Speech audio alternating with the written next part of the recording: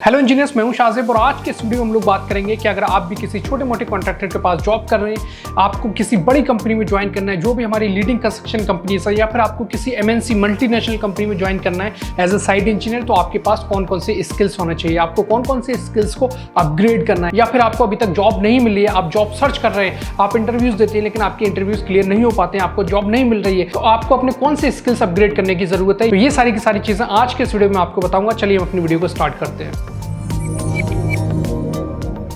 तो सबसे पहले हम बात करते हैं कि किसी भी साइट इंजीनियर को सबसे जो पहला काम है वो ड्राइंग रीडिंग आना चाहिए। अब ड्राइंग की जब हम बात करते हैं तो अलग अलग तरीके की हमारी ड्राइंग्स होती हैं, जैसे कि हमारी स्ट्रक्चरल ड्राइंग्स होती हैं, आर्किटेक्चरल ड्राइंग्स होती हैं, MEP यानी कि मैकेनिकल, इलेक्ट्रिकल, प्लम्बिंग वर्क की ड्राइंग्स होती हैं, इंटीरियर वर्क की ड्राइंग्स अलग अलग होती हैं, जैसे कि सीलिंग वर्क की ड्राइंग है या फिर आपको वॉल पर डिजाइनिंग करनी है। तो सबसे पहला जो काम है वो किसी भी साइट इंजीनियर को ड्राइंग रीड करना आना चाहिए। अगर आप as a fresher engineer job search कर रहे हैं तब भी आपको ड्राइंग रीडिंग बहुत जरूरी है, या फिर आप एज एक्सपीरियंस इंजीनियर है तब भी आपको ड्राइंग रीडिंग आना बहुत जरूरी है। एक एक डिटेल जो भी ड्राइंग में दे रखी होती है उसके बारे में आपको समझ होना चाहिए, यानी कि आपको कैसे साइट पे एग्जीक्यूशन कराना है। तो चाहे स्ट्रक्चरल ड्राइंग हो, चाहे आपकी आर्किटेक्चरल ड्राइंग हो, चाहे आपकी MEP ड्राइंग्स हो। अगर मान लो आपसे कोई पूछ लेता है कि ब्रिक वर्क की डिटेल्स कौन सी ड्राइंग में आपको दे रखी है, तो आपको पता होना चाहिए कि आपकी जो आर्किटेक्चरल ड्राइंग्स हैं उसमें आपको ब्रिक वर्क की डिटेल्स मिलेंगी। या फिर आप मान लो कि आपसे कोई पूछ लेता है कि आपकी फुटिंग में कौन से डाया का सरिया लग रहा है या फिर आपका किस ग्रेड का कंक्रीट लग रहा है, तो आपको पता होना चाहिए कि ये सारी की सारी चीज़ें आपको स्ट्रक्चरल ड्राइंग्स में मिलेंगी। तो स्ट्रक्चरल ड्राइंग्स में जैसे कि आपको एलिवेशन दे रखा है, आपको सेक्शंस दे रखे हैं, उनकी समझ होनी चाहिए, या फिर आपके जो कवर ब्लॉक्स हैं वो किस किस आपके अलग अलग RCC एलिमेंट में कितने कितने mm का कवर लग रहा है, जैसे कि फुटिंग में आपका कितने mm का कवर लगेगा, या फिर आपका कॉलम में या फिर आपका स्लैब में, ये सारी चीज़ें आपको ड्राइंग्स में दे रखी होती हैं। ग्रेड ऑफ कॉन्क्रीट आपको ड्राइंग में दे रखा होता है, यानी कि आपको जो जनरल इंस्ट्रक्शंस दे रखे हैं वो आपको पढ़ने आने चाहिए। आपको आपका जो लेआउट प्लान है वो आपको देखना आना चाहिए। आपके सेक्शंस हो गए, एलिवेशंस हो गए, जैसे कि बीम की हम बात करें तो बीम में आपका लॉन्गिट्यूडनल सेक्शन होता है, क्रॉस सेक्शन होता है, ये सारी समझ आपको होनी चाहिए ड्राइंग्स की, यानी कि आपको अच्छे से ड्राइंग रीडिंग आना चाहिए।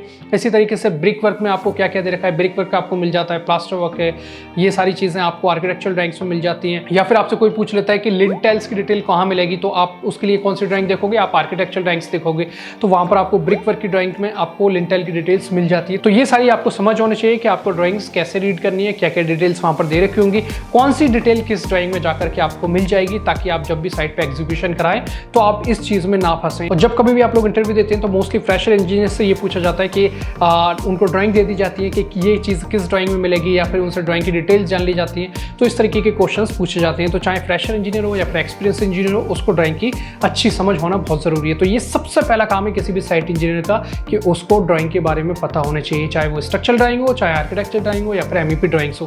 और चाहे आप किसी भी बिल्डिंग प्रोजेक्ट में काम कर रहे हैं या फिर आप किसी हाईवे प्रोजेक्ट में, ब्रिज प्रोजेक्ट में, कोई भी स्ट्रक्चर आपका हो सकता है, जिस भी स्ट्रक्चर में आप काम कर रहे हैं या फिर जिस भी स्ट्रक्चर में आप काम करना चाहते हैं, उसकी ड्राइंग के बारे में आपको पता होना चाहिए, उसकी ड्राइंग की आपको समझ होनी चाहिए कि किस तरीके से रीड करनी है, क्या क्या चीज़ें कहाँ कहाँ पर मिल जाएंगी। इसके बाद जो दूसरा काम होता है किसी भी साइट इंजीनियर का, वो होता है बेसिक आपका लेआउट करना। यानी कि अगर आप देखो कि आपकी कोई प्रोजेक्ट स्टार्ट हो रहा है और वहाँ पर आपको फुटिंग्स का लेआउट करना है, तो आपका जो लेआउट प्लान दे रखा है उससे आप कैसे एक्चुअल साइट पर लेआउट करेंगे, उसके बारे में आपको पता होना चाहिए।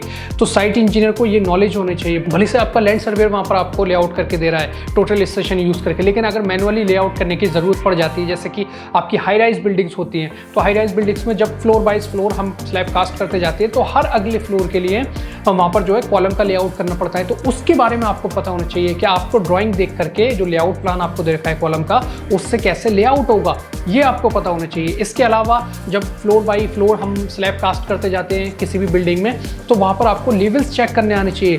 तो जैसे आप देखते हैं जब स्लैब कास्ट होती है उसके पहले आपके जो है लेवल्स चेक किए जाते हैं, चाहे वो आपका स्लैब का हो या फिर आपका बाथरूम का लेवल हो या आपका फ्लोर लेवल हो, तो लेवल लेकर के चलना पड़ता है और लेवल्स आपके चेक किए जाते हैं। तो आपको पता होना चाहिए उसके बारे में कि लेवल्स कैसे चेक किए जाएंगे। इसके अलावा आपके जो रिलेवेंट IS कोड है, आपको IS कोड की नॉलेज होनी चाहिए कि अगर आप कोई भी काम कराते हैं तो वो आप एज पर CPWD या फिर आपका एज पर IS कोड आप करा रहे हैं या फिर नहीं करा रहे हैं। तो ये सारी चीज़ें आपको पता होनी चाहिए ताकि आपका जो क्लाइंट है वो आपको किसी भी चीज़ पर डांट ना पाए।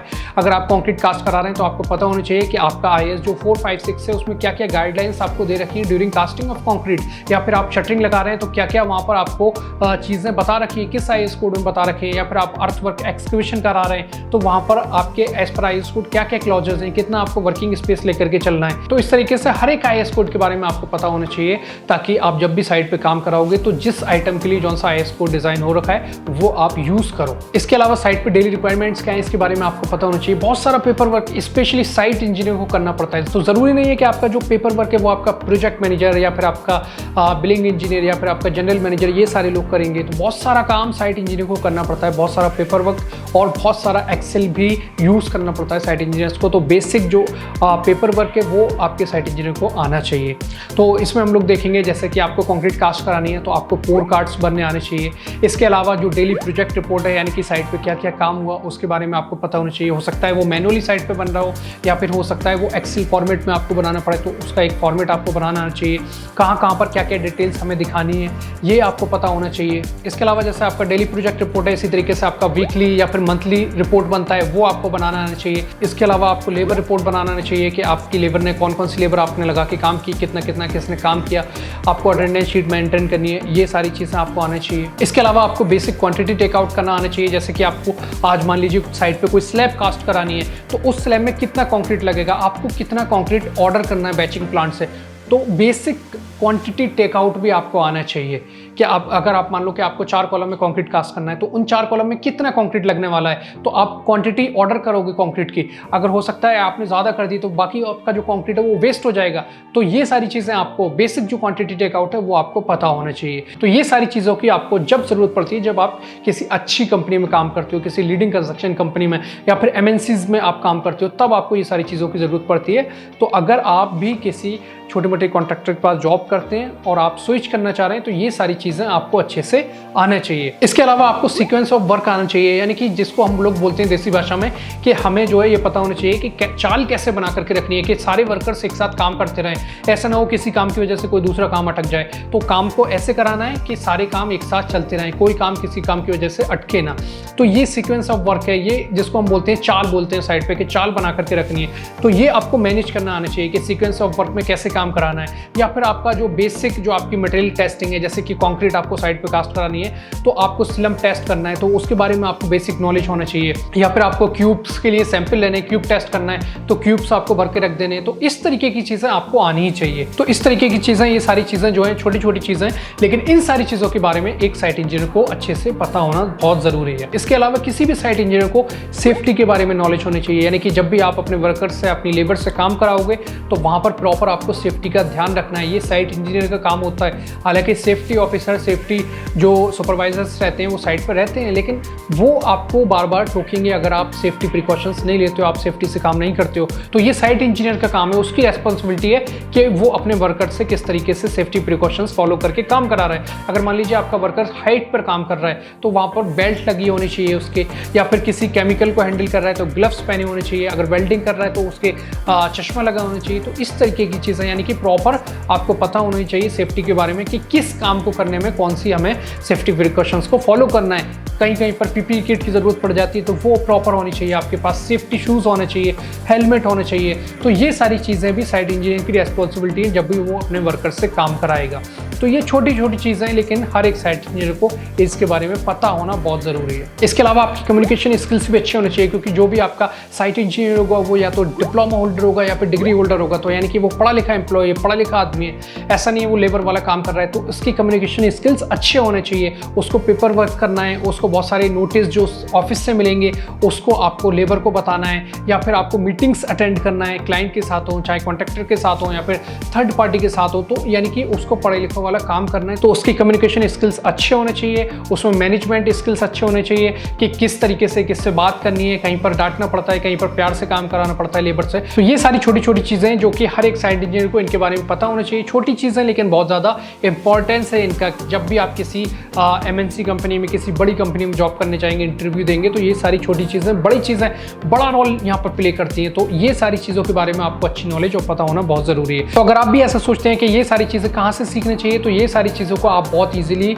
सीख सकते हो। आज के टाइम में बहुत सारी फैसिलिटीज़ हैं, और अगर जो चीज़ें मैंने यहाँ पर इस वीडियो में आपको बताई हैं, जैसे कि साइट पे किन किन डॉक्यूमेंट्स की रिक्वायरमेंट होती है, जैसे कि आपका DPR हो गया, पोर्ट कार्ड्स हो गए आपके, या फिर आपको लेबर रिपोर्ट बनानी है, तो ये सारी चीज़ें आपको हमारे यूट्यूब वीडियोज़ में मिल जाएंगी। हर एक चीज़ जो यहाँ पर वीडियो में बताई गई है वो सारी यूट्यूब वीडियोज़ में आपको हमारे मिल जाएगा। या फिर आपको ड्राइंग रीडिंग करनी है, चाहे वो ब्रिज की हो, चाहे वो हाईवे की हो, या फिर आपकी बिल्डिंग की हो, या फिर आपकी MEP ड्राइंग्स हो, हर एक चीज़ की ड्राइंग रीडिंग आपको हमारे यूट्यूब चैनल पर मिल जाएगी। लेकिन अगर ये सारी चीज़ें आप एक प्रॉपर वे में, प्रॉपर सीक्वेंस में सीखना चाहते हैं, तो आपको हमारी एप्लीकेशन पे ये सारी कोर्सेज अलग अलग मिल जाएंगे। जैसे कि आपकी ड्राइंग रीडिंग के कोर्स हैं, आपको चाहे बिल्डिंग का ड्राइंग रीडिंग सीखना है, या फिर आपको हाईवे का, या फिर आपको ब्रिज का ड्राइंग रीडिंग सीखना है, तो आपको इन सारी चीज़ों के लिए अलग अलग कोर्सेज हमारे एप्लीकेशन पर मिल जाएंगे। तो अगर आपने अभी तक हमारी Reinforce एप्लीकेशन को इंस्टॉल नहीं किया है, तो सबसे पहले जाइए प्ले स्टोर पर और हमारी Reinforce एप्लीकेशन को इंस्टॉल कीजिए। वहाँ पर आपको ये सारे जो कोर्सेज हैं, चाहे वो ड्राइंग रीडिंग हो, या फिर आपको अगर एस्टिमेशन कॉस्टिंग सीखना है, या फिर आपको बिलिंग सीखना है, चाहे वो किसी भी प्रोजेक्ट का हो, हाईवे का हो, ब्रिज का हो, एक्सप्रेस वे है, बिल्डिंग है, तो ये सारी की सारी चीज़ें, ये सारे कोर्सेज आपको प्रॉपर वे में, प्रॉपर सीक्वेंस में, तरीके से हमारे Reinforce एप्लीकेशन पर मिल जाएंगे, वो भी बहुत ही कम फीस में। तो अगर ये सारी चीज़ें आप सीखना चाहते हैं तो जल्दी से जल्दी Reinforce एप्लीकेशन को इंस्टॉल कीजिए और हमारे कोर्सेज को परचेस कीजिए। तो अगर ये वीडियो आपको पसंद आई तो वीडियो को लाइक कीजिए, हमारे Reinforce के चैनल को सब्सक्राइब कीजिए। मिलते हैं नेक्स्ट वीडियो में। Thank you so much.